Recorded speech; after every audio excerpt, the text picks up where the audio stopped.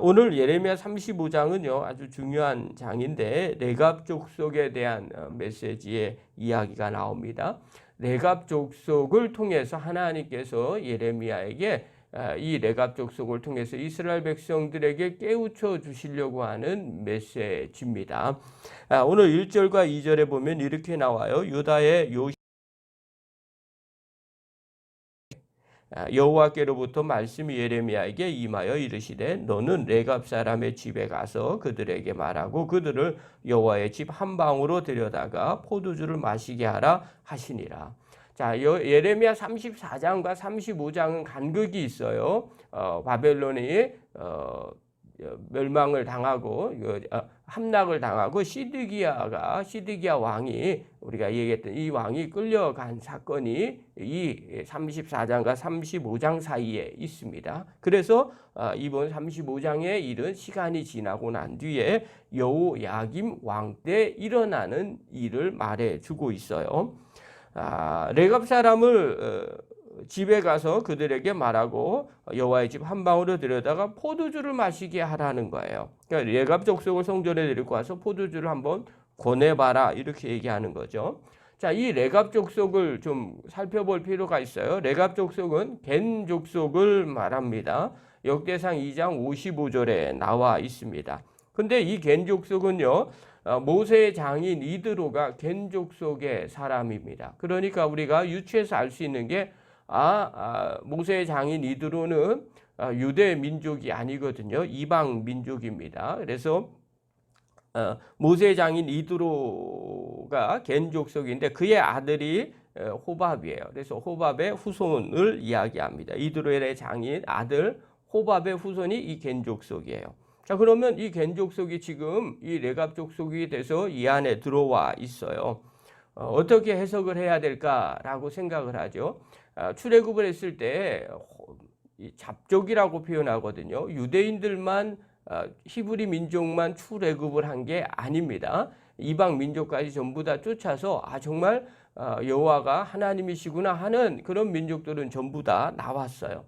그 다음에 이들이 또 결혼을 해서 또 같은 민족을 이루게 됩니다. 특별히 어떻게 결혼하냐면 여성분들과 결혼을 하게 됩니다. 그래서 히브리 민족 안에 병합이 되는 거죠. 대부분 히브리 민족은 여자가 유대인이면 유대인으로 인정을 해주는 그런 경향들이 있기 때문에 그렇습니다. 자, 그런데 이 레갑 족속이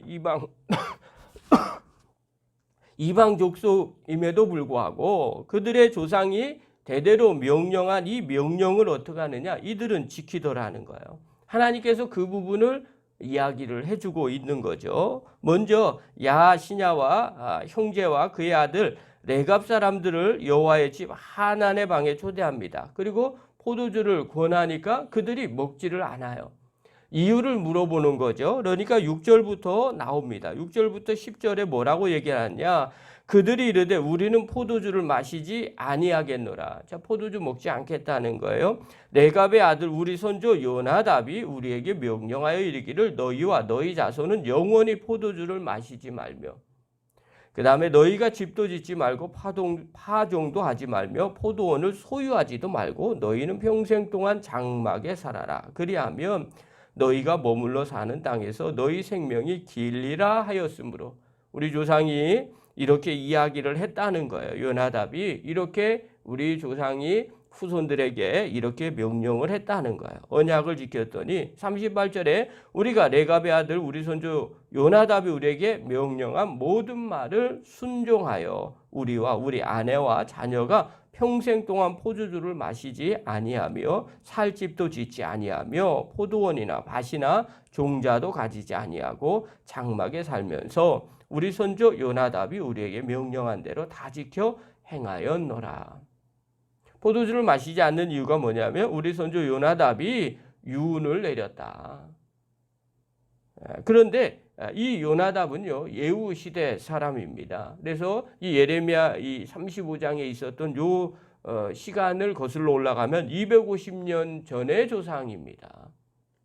그러니까 한마디로 말하면 지금 최소한 250년 동안 포도주를 먹지 않고 집도 짓지 않고 농사 짓지 않고 장막에서 살고 있었다는 거예요.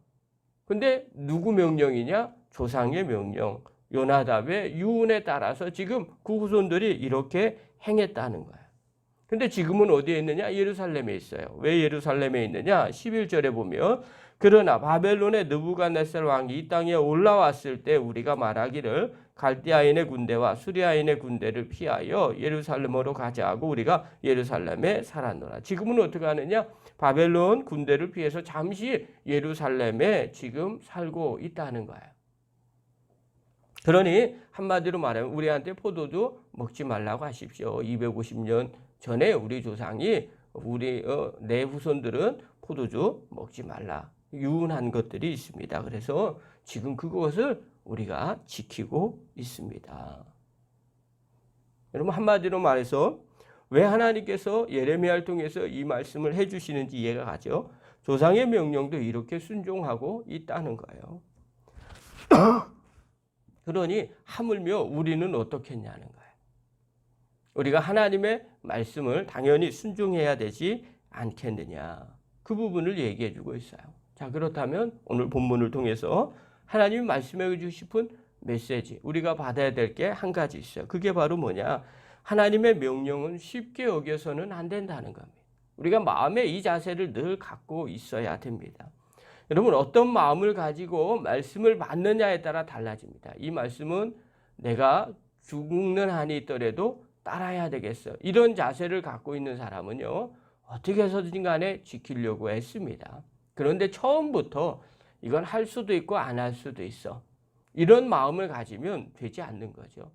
여러분 신앙은요. 결단입니다.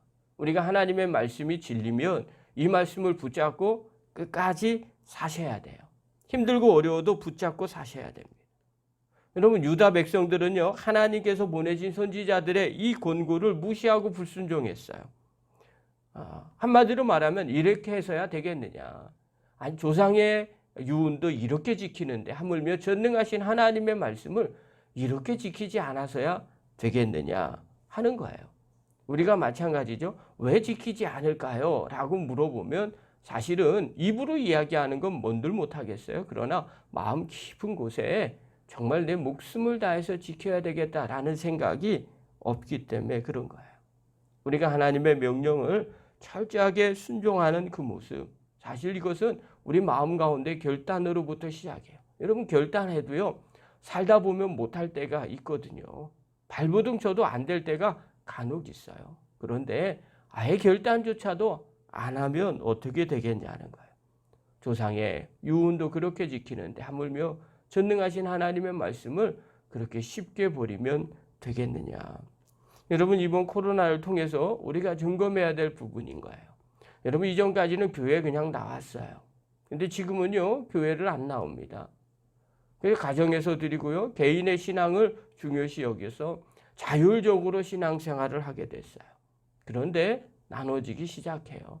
믿음을 지키는 사람과 지키지 못하는 사람으로 나눠집니다.